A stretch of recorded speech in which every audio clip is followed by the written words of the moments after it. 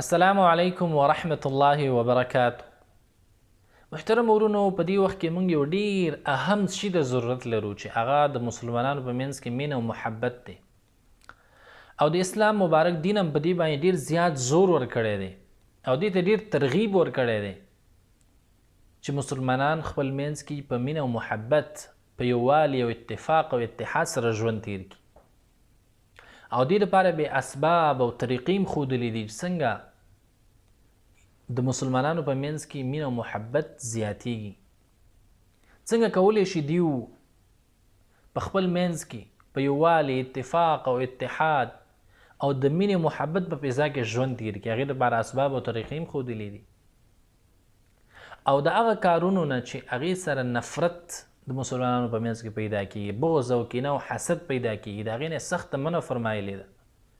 لیکن د بد قسمتۍ نه زموږ ډیر ځوانان هغه په دې کې لګیا دي، په شعوري او غیر شعوري طریقې سره د مسلمانانو په منځ کې نفرت پیدا کوي،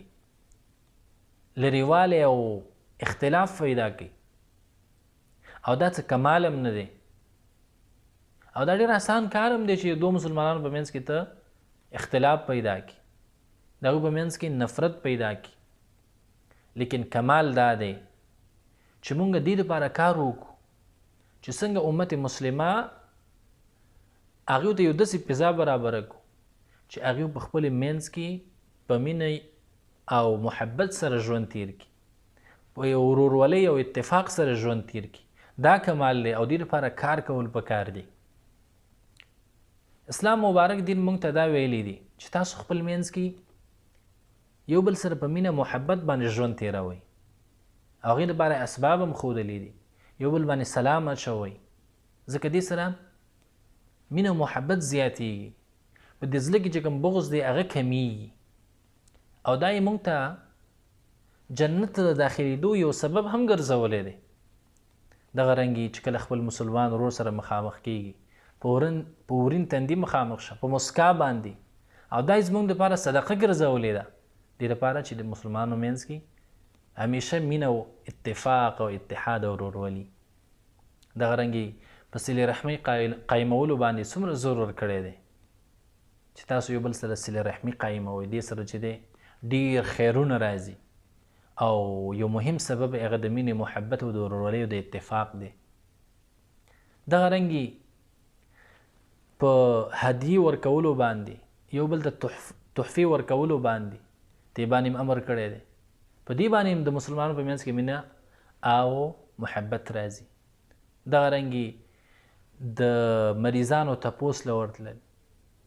دا د مسلم او د مسلمان په حق کې شمار کړي دي چې دا د هغې یو حق دی، او دې دپاره چې د مسلمانانو منځ کې مینه او اتحاد او اتفاق راشي. او د هغه اسبابو نه ډېره سخته منع فرمایلې ده چې هغې سره د مسلمانانو په منځ کې مینه کمیږي، ختمیږي، نفرت پیدا کیږي، بغض، حسد هغه پیدا کیږي. د غیبت نه منع فرمایلې ده، یو بل پسې په شا خبرې مه کوئ، ځکه دا هغه اسباب دي، دا هغه سبب دی چې دې سره مینه او محبت ختمیږي، نفرت پیدا کیږي، ورورولي ختمیږي، جدایي راځي. دغه رنګې یو بل ته بد نومونو ویلو نه چې دې سخته منع فرمایلې ده چې یو بل په بد نومونو باندې هغه مه رابلئ، ځکه دې سره چې دی مینه محبت ختمیږي، دې سره بغض پیدا کیږي، نفرت او حسد پیدا کیږي، او کرکه پیدا کیږي. دغه رنګې د یو بل دعوت قبلوي، دې سره مینه محبت زیاتیږي. که چېرته یو مسلمان دعوت دې قبول نه کړ، د هغې په زړه کې چې دی نفرت پیدا کیږي ستا دپاره، او هغه مینه ختمیږي، کومه مینه چې ستا دپاره موجوده ده. دغه رنګې یو بل ته کنځل مه کوئ، سخته منع فرمایلې ده، ځکه چې دې سره هغه مینه محبت ختمیږي، دې سره چې دی نفرت هغه پیدا کیږي. هغه ټولو اسبابو نه، هغه ټولو شیانو نه چې هغې سره د مسلمانانو په منځ کې اتفاق، اتحاد، مینه، محبت هغه کمیږي، هغه ختمیږي، هغه ټولو نه سخته منع فرمایلي، او په هغه ټولو شیانو باندې امر کړی دی چې هغې سره د مسلمانانو په منځ کې اتفاق او اتحاد او ورورولي او مینه او محبت هغه زیاتیږي. او په کار هم دا ده چې موږ دې لپاره کوشش وکړو خپل وخت په دې کې چې دی مصرف کړو د امت مسلمه د اتحاد او اتفاق او د ورورولۍ او د مینې او محبت دې لپاره کار وکړو الله سبحانه وتعالی دې وکړي چې د مسلمانانو په منځ کې مینه محبت اتفاق او ورورولي